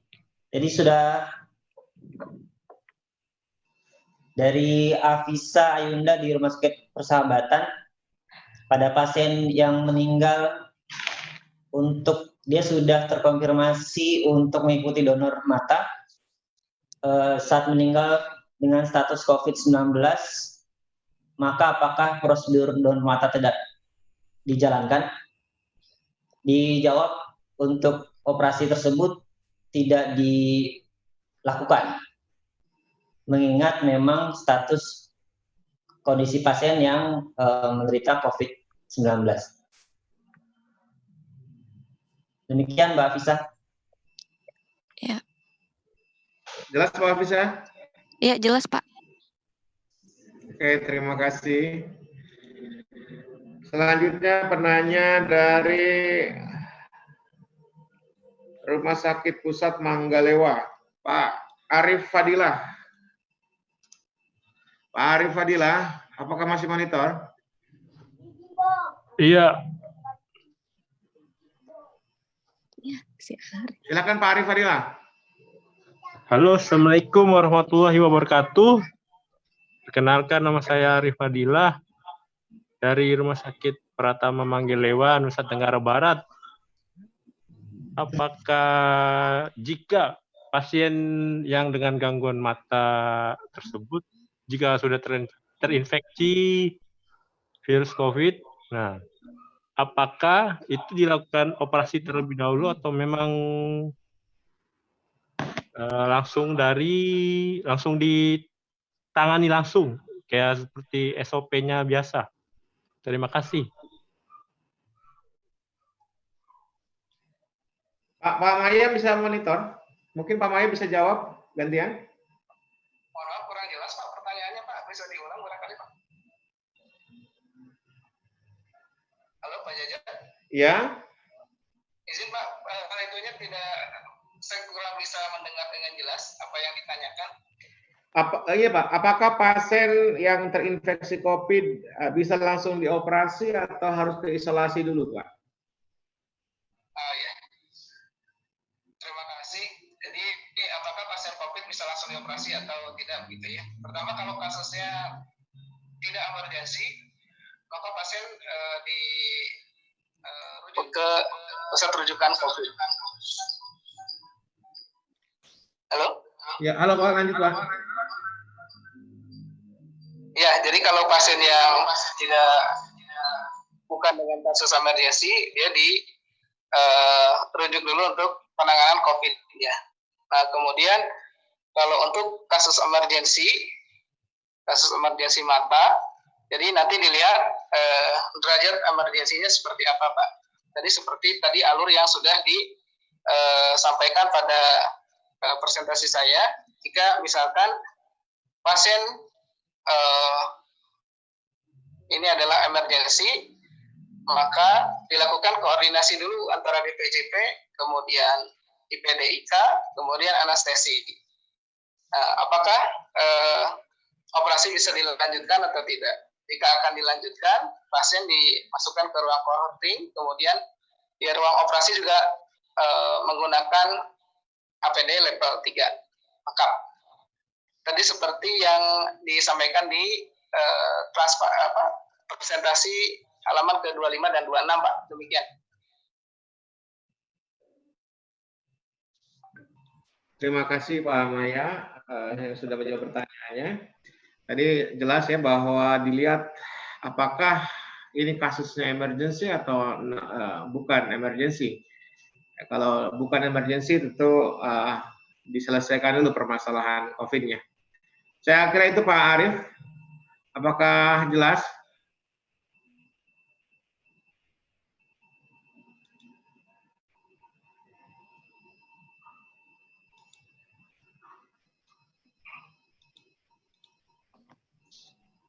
Pak Arief jelas? Iya, jelas. Masih monitor Pak Arief? Iya, jelas. Terima kasih.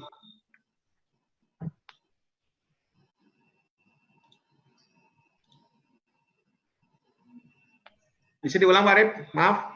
Iya, jelas. Terima kasih. Oke, terima kasih. Mohon maaf, ternyata di saya pun ada terkendala jaringan ini. Terima kasih. Iya.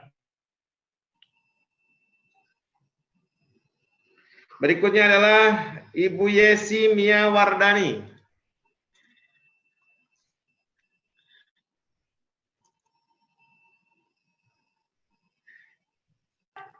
Ibu Yesi.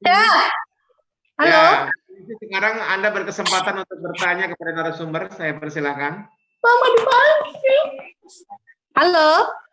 Ya, halo Ibu Yesi. Halo. Silakan. Halo Ibu Yesi. Halo, ya halo Pak, ya. Silakan bertanya. Anda tadi mau mengajukan pertanyaan, betul? Iya, betul, betul. Saya dengan Yesi dari Rumah Sakit Siloam Palembang. Halo Pak. Ya, halo. Silakan lanjut, Bu. Ya, saya ingin bertanya Pak, apakah pasien COVID dengan gejala matanya itu semua kita anggap sebagai pasien terinfeksi COVID, padahal kita belum mengetahui pasien itu belum di swab atau PCR-nya. Apakah kita harus harus memakai APD level 3 untuk menangkap semua pasien-pasien yang datang dengan keluhan matanya tersebut?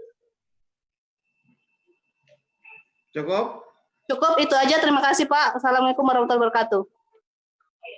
Baik. Siapa yang mau menjawab, Pak Bayu atau Pak Maya ini? Mungkin Pak Bayu lah ya yang suaranya jelas ya. Silakan Pak. Silakan. Terima kasih Bu Yesi. yang ditanya tentang tanda gejala pasien yang mengarah virus COVID.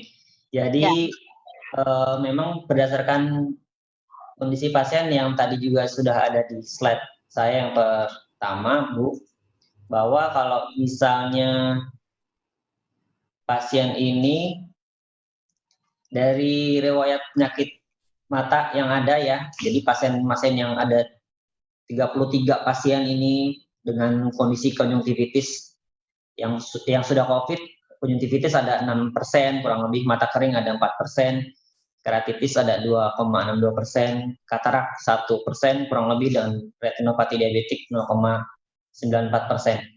Jadi secara data, Bu, memang tidak ada yang belum maksudnya tidak ada yang khas, belum ada yang secara mata khas. Namun kami curigai pada pasien-pasien yang dengan kondisi konjungtivitis atau matanya merah itu seringkali menjadi gejala yang mungkin muncul pada pasien dengan COVID.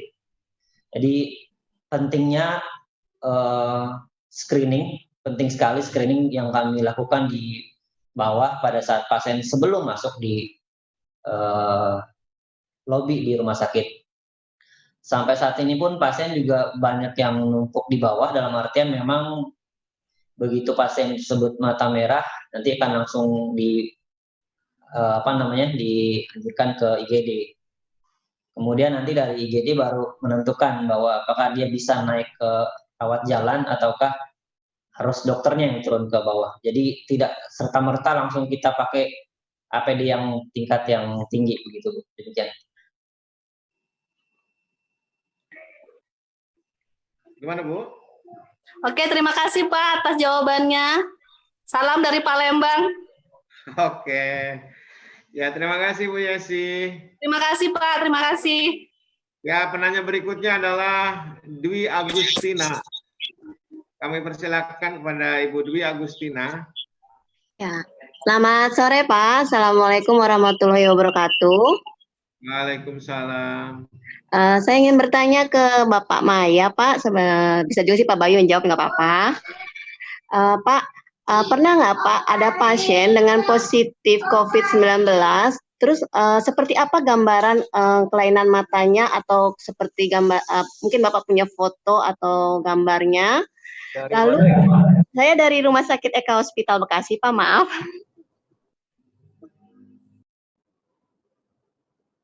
Halo Pak. Oke. Mungkin dijawab. Apa satu lagi Pak, boleh Pak? Silakan Bu.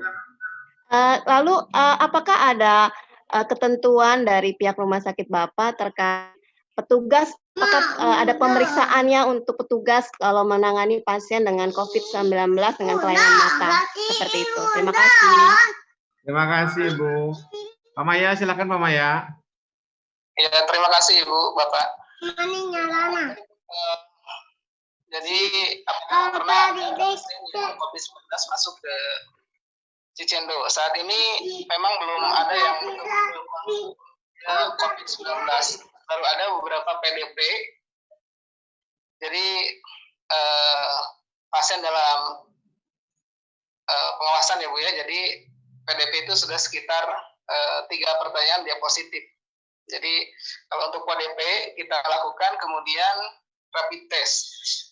Ada beberapa rapid test positif juga, tapi kemudian kita waktu itu swabnya masih proses. Kalau untuk penanganan PDP atau rapid test positif, kita posisikan dia sebagai, kita curiga banget dia COVID gitu. Jadi ruangannya kita ruang perawatan isolasi, kemudian APD-nya APD level 3 Bu. Untuk fotonya saya nggak punya, tapi untuk keluhan matanya, nggak salah yang pertama itu kebetulan gawat darurat, jadi dia prolap ulbi, bola matanya keluar, begitu dilakukan operasi di ruang operasi kami. Kemudian ada lagi, yang satu lagi tumor orbita. Tumor orbita ini juga sama, ininya positif. Tapi yang tumor orbita ini akhirnya rawat jalan. Nah, kemudian ada lagi beberapa yang semacam abses begitu. Yang lainnya memang ada keluhan kayak tadi berdasarkan penelitian ya, konjungtivitis begitu. Nah, itu beberapa gejalanya, Bu. Untuk fotonya saya tidak punya kebetulan. Kemudian untuk petugas medis, pemeliharaan kesehatannya ya, Bu ya. Pertama, petugas medis yang sering berkontak dengan pasien-pasien yang dengan keluhan COVID, itu ada semacam suplemen atau penambah stamina, Bu, diberikan vitamin, misalkan seperti itu. Kemudian untuk pemeriksaannya bagaimana? Untuk pasien, petugas-petugas yang terkontak dengan pasien-pasien dengan keluhan, ini kami ada jadwal rapid test. Kemudian kalau misalkan rapid testnya positif ya kan diulang lagi rapid test positif. Kemudian selanjutnya diperiksa swab begitu. Jadi kalau yang sudah rapid test positif ya kita istirahatkan dulu di rumah seperti teman-teman di rumah sakit lain juga sama seperti itu. Barangkali itu yang bisa dijawab, Pak. Oh iya, untuk yang misalkan ada positif tapi sampai saat ini belum ada yang positif, mudah-mudahan kedepannya juga tidak ada, dirujuk ke rumah sakit rujukan COVID. Demikian barangkali yang bisa dijawab. Terima kasih. Amin. Bu Dwi, gimana Bu Dwi? Baik Pak, terima kasih untuk informasi dan jawabannya. Selamat sore, Assalamualaikum warahmatullahi wabarakatuh. Ya cukup. Terima kasih ya Pak. Baik, penanya berikutnya dari Ibu Retno Kustia. Ibu Retno Kustia, apakah masih ada di Zoom meeting? Ibu Retno? Ibu Retno Kustia?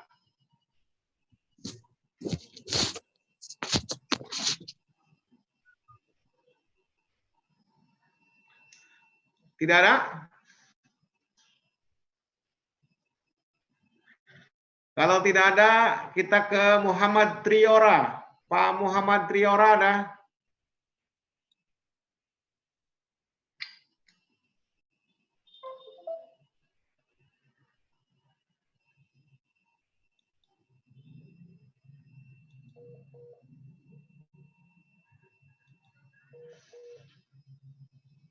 Pak Muhammad Triora.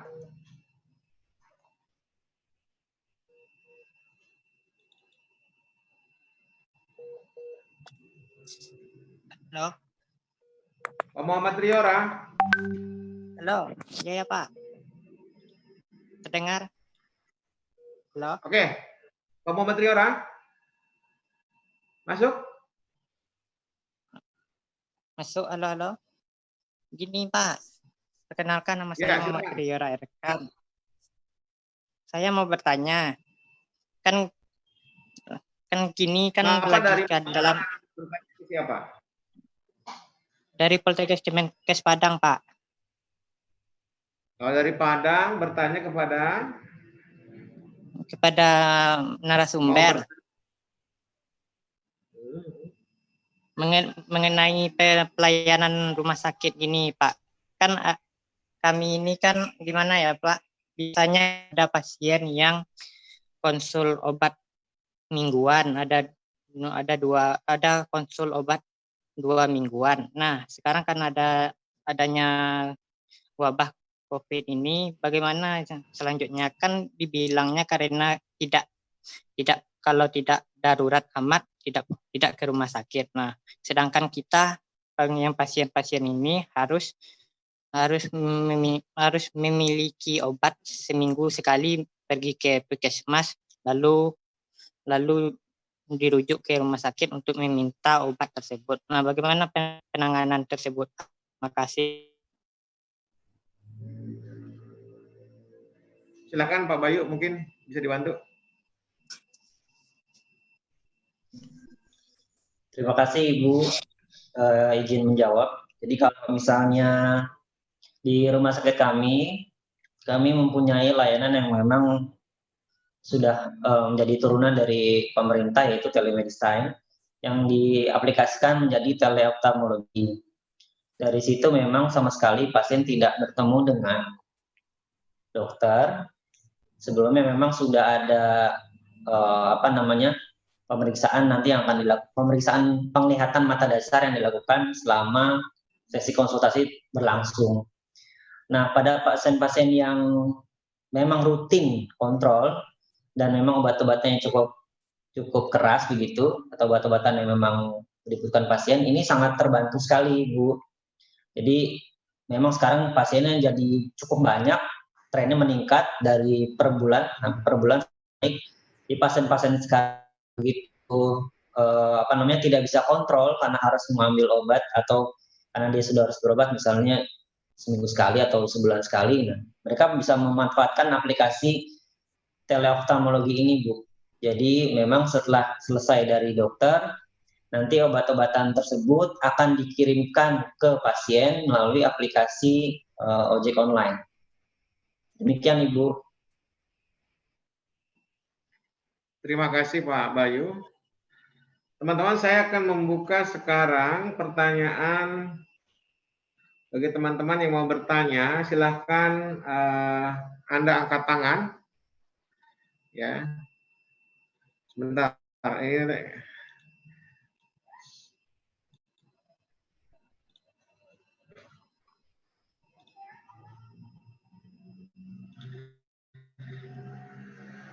Ya, bagi yang mau bertanya silakan angkat tangan Anda.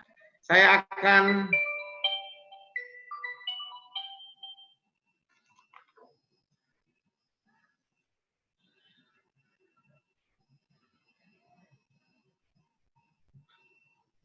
masih ada yang mau bertanya, Bapak Ibu?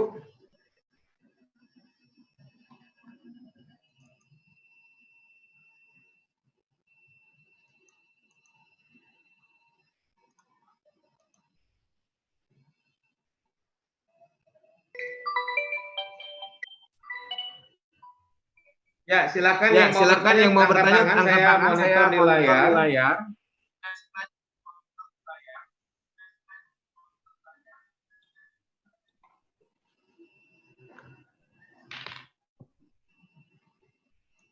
Apakah ada yang mau bertanya?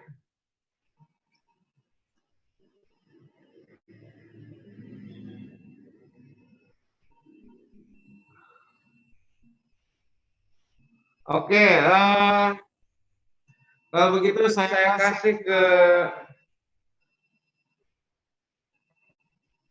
teman dari Qatar,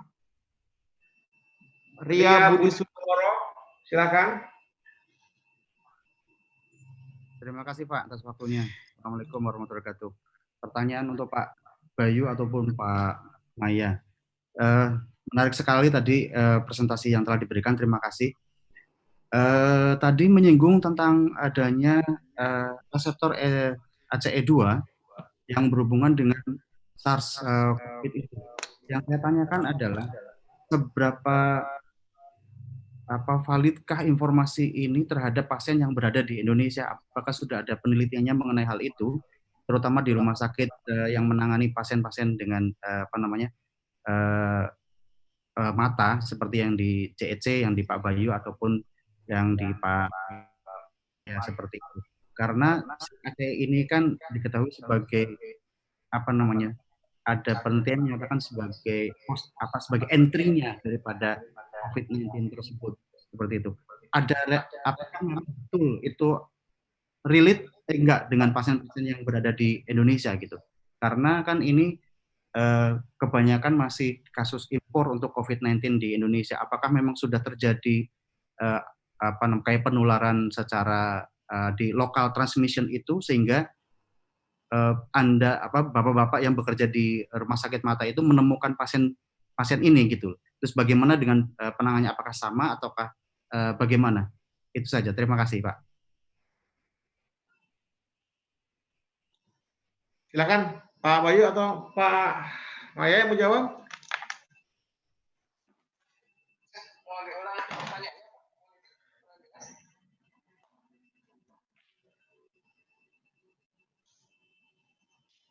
Pak Bayu mungkin silakan Pak Bayu.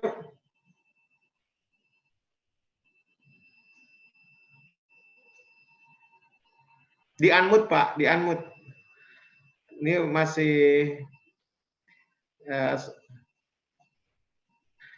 Bapak masih mute Pak. Bapak mikrofonnya di unmute dulu.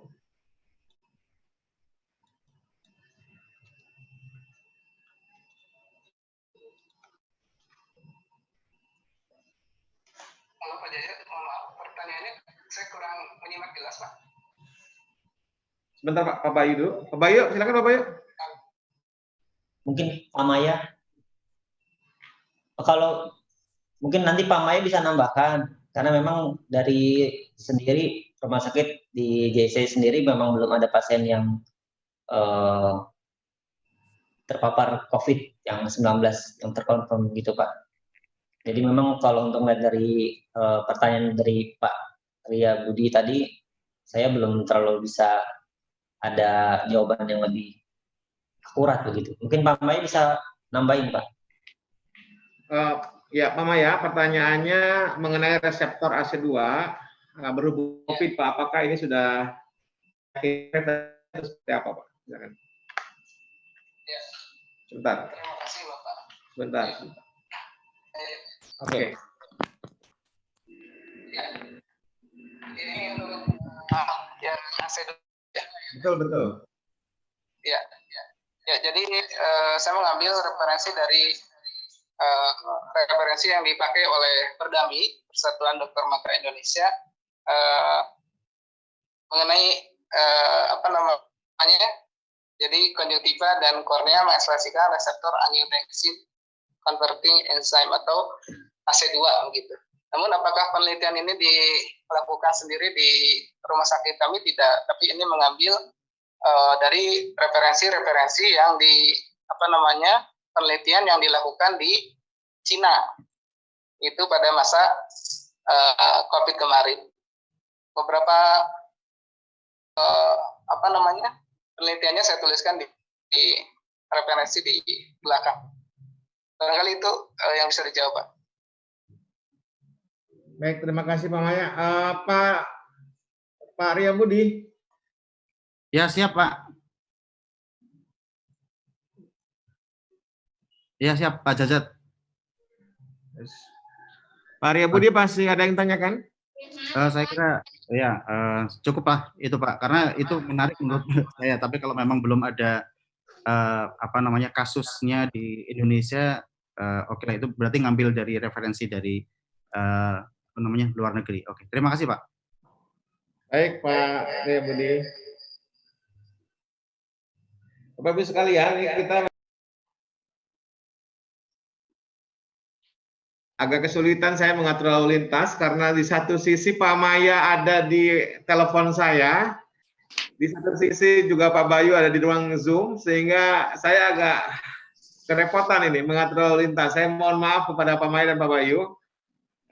Mungkin ini kendala yang saya kurang bisa mengantisipasi sebelumnya bahwa ada kendala di Pak Maya untuk jaringan di sana. Bapak Ibu sekalian, sepertinya memang tiba saatnya kita memberikan link evaluasi kehadiran. Bapak Ibu sekalian, saya akan mengirimkan link evaluasi kehadiran ini untuk kemudian nanti Bapak dan Ibu mengisi linknya supaya Bapak Ibu sekalian nanti mendapatkan sertifikat ya.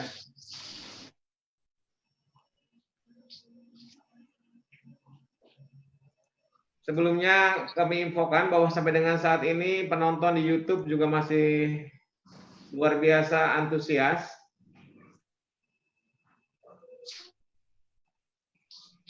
Jadi Bapak Ibu sekalian masih bisa menyaksikan sampai dengan jam 4 sambil mengisi linknya. Mboten di ya merienda. Pun atus ta.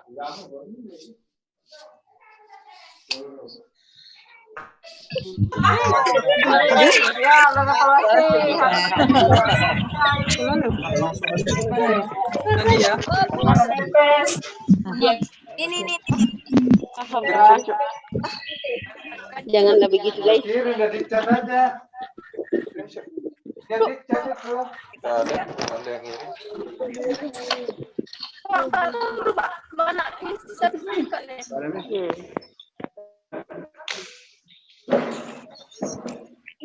Mana kertas sama kertas? Ngetek dhewe.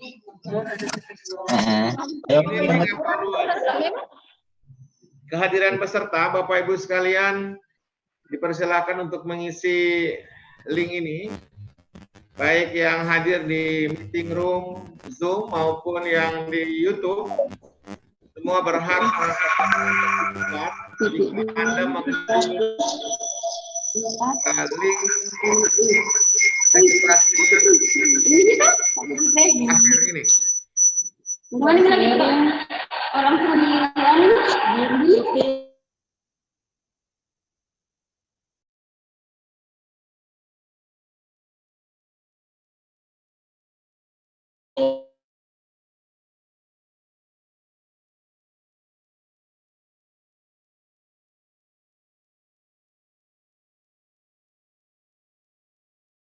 Izin Pak Jajang, Pak Jajat. Pak Jajat. Ya Pak Erwin, gimana Pak Erwin? Ya, terkait dengan pertanyaan sejawat kita yang dari mana? Qatar ya Pak? Ya. Ya, terkait dengan obat RAA, antagonis RAS, sebetulnya itu obat-obat antihipertensi yang sering digunakan pada pasien-pasien yang mengalami masalah jantung, khususnya masalah hipertensi. Berdasarkan rekomendasi dari Perhimpunan Dokter Spesialis Kardiovaskuler Indonesia atau PERKI, bahwa obat RAS itu tetap diberikan dengan mempertimbangkan kondisi status hemodinamik dan presentasi klinis. Itu adalah rekomendasi dari Perhimpunan Dokter Spesialis Kardiovaskuler Indonesia terkait dengan penggunaan RAS antagonis pada pasien pandemi COVID di Indonesia. Saya kira itu mungkin sebagai informasi. Terima kasih Pak. Terima kasih Pak Erwin yang sudah menambahkan. Bapak Ibu sekalian, waktu kita sudah mencapai batas akhir, dan saya sampaikan bahwa esok hari kita akan kedatangan tamu, pembicara tamu, yaitu Najwa Shihab. Jadi Bapak Ibu sekalian mohon kembali hadir dalam acara Zoominar kita. Kebetulan esok hari merupakan hari yang sangat spesial untuk seluruh perawat di dunia, karena esok hari 12 Mei bertepatan dengan International Nursing Day atau Hari Perawat Sedunia. Dan esok pula kita akan mendapatkan materi-materi yang sangat berkualitas, yaitu dari INCAVIN, Ikatan Nurse Kardiovaskuler Indonesia. Ini seputar asuhan keperawatan kardiovaskuler dan kegawatan kardiovaskuler. Ya. Kemudian yang terakhir saya ucapkan terima kasih kepada Pak Maya Lesmana dan Pak Bayu Lesmono ya atas partisipasi dalam Zoominar kali ini. Saya mohon maaf kalau ada sikap dan perkataan yang kurang baik kepada dua narasumber, dan apabila tadi kurang terfasilitasi terkait dengan jaringan. Saya juga mengucapkan terima kasih kepada seluruh peserta Zoominar yang hadir di Zoom meeting maupun yang menonton secara live di channel YouTube Bapena PPNI. Saya selalu berharap agar kita semua selalu sehat, selalu diberi kekuatan, dan kita bisa menyelesaikan tugas berat kita sebagai petugas garda depan penanganan COVID-19 dengan baik, dengan selamat, sampai nanti pandemi ini berakhir. Terima kasih semuanya. Jaya Perawat Indonesia, Jaya PPNI. Assalamualaikum warahmatullahi wabarakatuh. Selamat sore.